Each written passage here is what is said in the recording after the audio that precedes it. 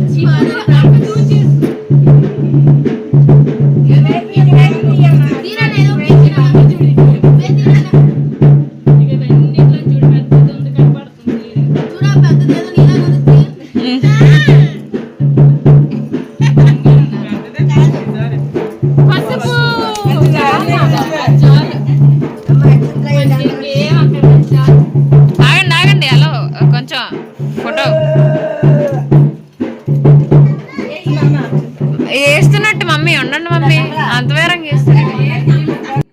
చూసారు కదండి, ఇలాగైతే మేము బరెన్లు అయితే తీయిస్తామండి. మీ అందరికీ ఎలా అనిపించింది? చాలా సరదాగా ఉంటుందండి. ఇంకా ఏది తీస్తే అది 5వ తనానికి మంచిది అని అంటారు.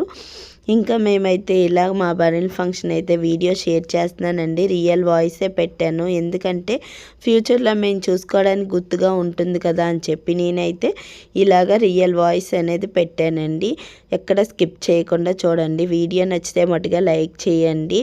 ఇంకా ఇలాగైతే స్నానం రోజు మా విన్నీ పాప బరెన్ల ఫంక్షన్ అయితే ఇలా జరిగిందండి. మీ అందరూ ఎవరైనా ఇలా తీయిస్తారా? తీయిస్తే మటుగా నాకు కామెంట్ చేయండి. మీరు కూడా ఇలా చేస్తారు అని నాకు ఒక కామెంట్ చేయండి. వీడియో నచ్చితే మటుగా లైక్ చేయండి.